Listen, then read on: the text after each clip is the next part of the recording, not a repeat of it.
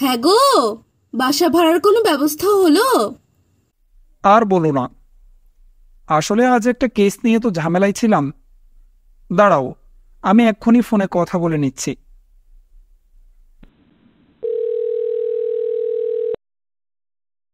কেমন আছো ভাই কমলেশ?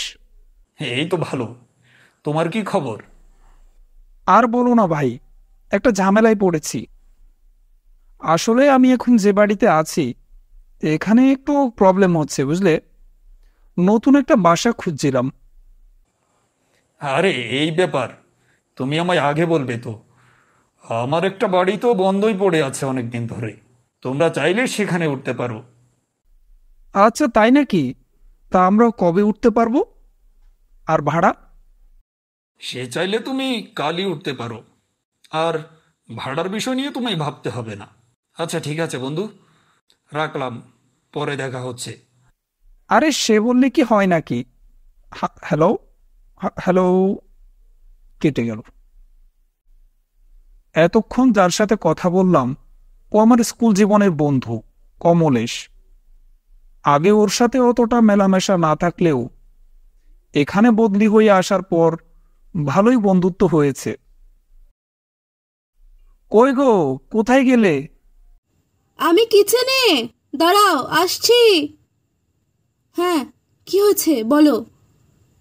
বাসার তো বন্দোবস্ত হলো, কবে উঠবে বলে ভাবছো? আগামী পরশু। তোমার অফিসে ছুটি আছে, তুমি কি বলো? ঠিক আছে। আচ্ছা, রান্না কত দূর? অনেক খিদে পেয়েছে। এই তো হয়ে গেছে, তুমি হাত মুখ ধুয়ে বসো, আমি খাবার নিয়ে আসছি।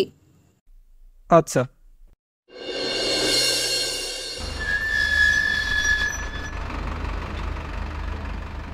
আজ রবিবার, একটা ট্রাকে করে আমাদের সব জিনিসপত্র নিয়ে চলে এলাম কমলেশের সেই বাংলো বাড়িতে। পাঁচিলে ঘেরা একটা ছোটখাটো বাংলো। বাড়িটির পাঁচিল ঘেঁষে দাঁড়িয়ে আছে নানা প্রজাতির গাছপালা। বাইরে থেকে দেখে বাড়িটা আমাদের বেশ পছন্দ হয়েছে। আমরা ভেতরে প্রবেশ করলাম। আরে বাহ, বাইরের তুলনায় ভেতরটাও মন্দ নয়। জানালা দিয়ে বেশ ভালোই আলো বাতাস ঢুকছে ঘরের ভেতরে। এরকম একটা বাড়ি আমরা এতদিন ধরে খুঁজছিলাম। কবিতা বলল, এই, বাইরে থেকে লাগেজগুলো নিয়ে এসো না, আমি এদিকটা সামলাচ্ছি। দাঁড়াও আনছি। রুম গুজগাছ করতেই রাত 12টা। রাতের খাবার শেষে ঘুমিয়ে পড়েছি।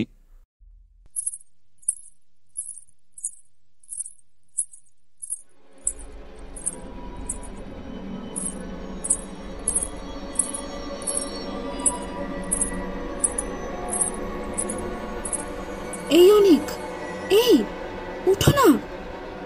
মাঝরাতে হঠাৎ কবিতা ডাকছে। কি হয়েছে? আরে এখানে কেউ একটা আছে। আমি একটা মেয়ের নুপুর পরে পায়ে হাঁটার শব্দ শুনেছি। কি ভুলভাল বকছো? এই পুরো বাড়িতে তুমি আর আমি ছাড়া আর কেউই নেই। বিশ্বাস করো, আমি একটু আগেই শুনতে পেয়েছি কেউ আছে এখানে।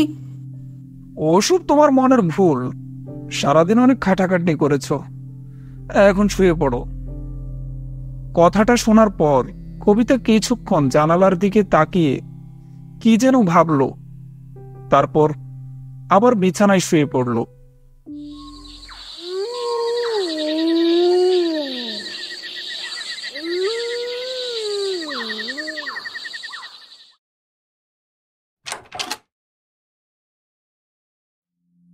পরদিন রাতে যখন আমি বাড়ি ফিরলাম, কবিতা প্রায় ছুটে আমার কাছে এসে বসলো আর বলল, আচ্ছা অনিক, তোমায় একটা কথা বলি, রাখবে তো? কেন রাখবো না, তুমি বলো।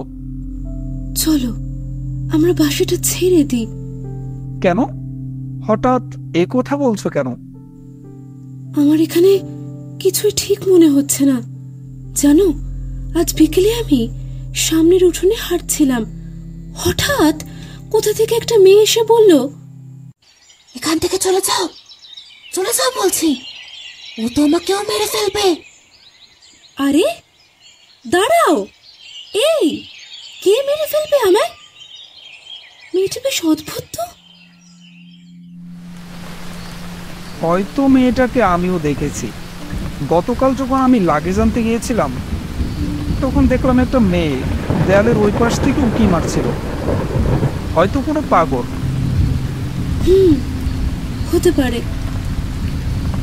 বাইরে মুষলধারে বৃষ্টি হচ্ছে। রাতের বেলায় ঠিকমতো কারেন্ট থাকে না। এই কদিন গরমের জ্বালায় ঠিকমতো ঘুমোতেও পারিনি, তাই আজ একটু তাড়াতাড়ি শুয়ে পড়লাম।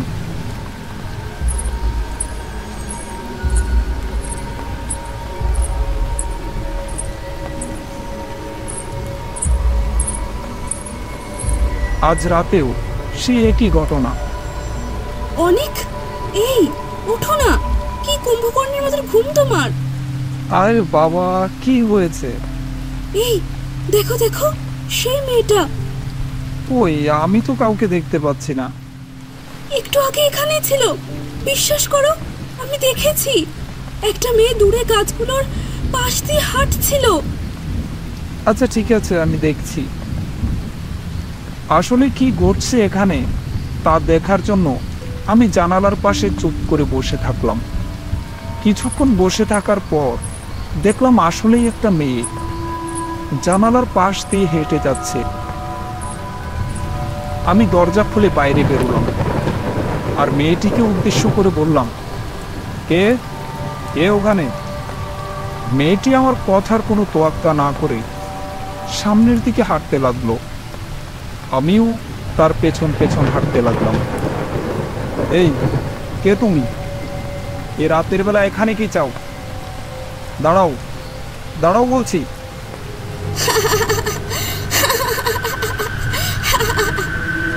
মেয়েটি কোথায় যেন মিলিয়ে গেল।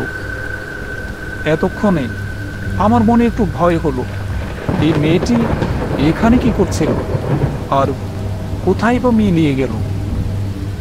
সচক্ষে যা দেখেছি তা তো অবিশ্বাস করতে পারি না। ভয়ে আমার আত্মারাম খাঁচা ছাড়া হয়ে যাবার জোগাড়। ভয়ে ভয়ে রুমে চলে এলাম।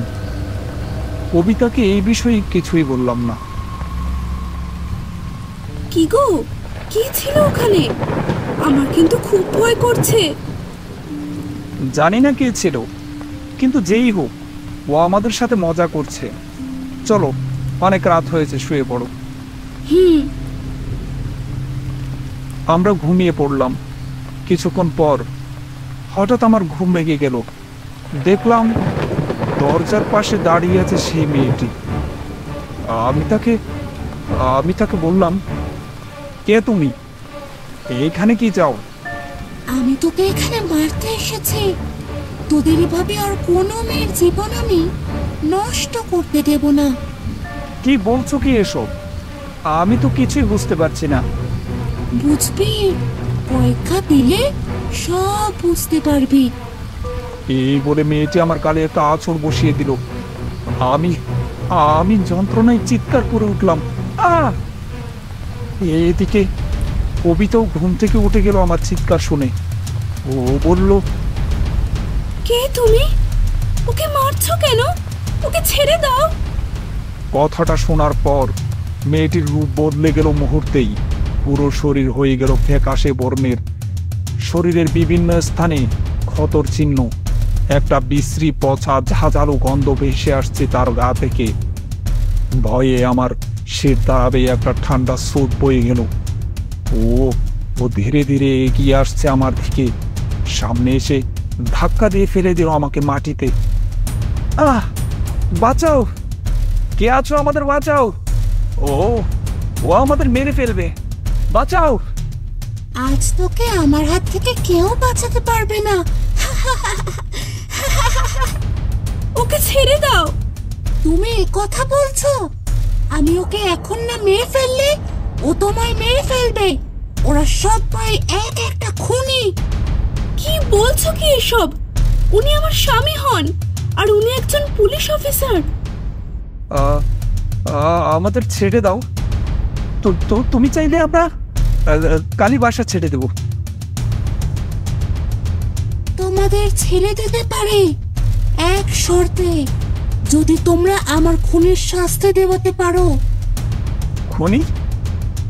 কে কে তোমার খুনি? তোমার বন্ধু কমলেশ। ওকে দেখে যতটা সহজ সরল মনে হয়, ও কিন্তু ততটা সহজ সরল নয়। ওর সাথে আমার 3 বছরের রিলেশন ছিল, সব ঠিকঠাকই চলছিল। বাড়ি থেকে আমার বিয়ে ঠিক করা হয়। আমি ওকে বিয়ের জন্য প্রেশার দিলে ও একদিন আমাকে এ বাড়িতে এনে বালিশ চাপা দিয়ে খুন করে, তারপর আমার লাশটা জঙ্গলে ফেলে দিয়ে আসে। তখন থেকে আমার অতৃপ্ত আত্মা এ বাড়িতে ঘুরে বেড়ায়।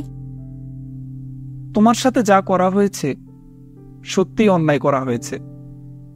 তুমি একবার আমাকে সুযোগ দিয়ে দেখো, আমি ওর সর্বোচ্চ শাস্তির ব্যবস্থা করব। সাথে সাথে মেয়েটি কোথায় যেন মিলিয়ে গেল। আমি কমলেশকে ফোন দিলাম। একটু পর কমলেশ এসে হাজির। আমি বললাম, কমলেশ, আজ একটা মেয়ে এসেছিল তোমায় খুঁজতে। মেয়ে? কোন মেয়ের কথা বলছো? আরে সেই যাকে তুমি কিছু মাস আগে মেরে জঙ্গলে ফেলে এসেছিলে। ও, তাহলে তুমি সব জেনে গেছো। হ্যাঁ কমলেশ, তুমি স্যারেন্ডার করো, তাতে তোমার শাস্তি কিছুটা হলেও কম হতে পারে। সারেন্ডার? আর আমি? কখনো না। তোমরা যেহেতু সবকিছু জেনেই গেছো, তোমাদের তো আর এমনি এমনি ছেড়ে দিতে পারি না। এই বলে ও আমার থেকে বন্দুক তাক করলো। কমলেশ, পাগলামি করো না, তুমি আমার কাছে সারেন্ডার করো। তারপর আমি দেখতে পেলাম সেই মেয়েটি কোথা থেকে হাওয়ার মতো এসে কমলেশের গলা চেপে ধরেছে আর কমলেশকে ধীরে ধীরে উপরের দিকে তুলতে লাগলো। কমলেশ খুব ছটফট করছে বাঁচার জন্য। ও বলল, আবার মাফ করে দাও, আমি সারেন্ডার করব। তুমি যা বলবে তাই হবে, বিনিময়ে আমার প্রাণ ভিক্ষে দাও। অনেক দেরি হয়ে গেছে, এখন আর ওসব বলে লাভ নেই। আমিও সেদিন এমন ছটফট করতে করতে মারা গেছি। তুই তো সেদিন আমার প্রতি দয়া দেখাসনি। একটু পর কমলেশের নড়াচড়া বন্ধ হয়ে গেল। মেয়েটি ছেড়ে দিল ওকে। ও পড়ে গেল মাটিতে। মেয়েটি তারপর কোথায় যেন মিলিয়ে গেল। কমলেশের নাকে হাত দিয়ে দেখলাম ও মারা গিয়েছে। চোখের সামনে একজনকে এভাবে ছটফট করতে দেখেও কিছুই করতে পারলাম না। এরকম ওর মতো কমলেশরা তাদের পাপের শাস্তি তো পেয়েই থাকে, কেউ আজ কেউ বা কাল।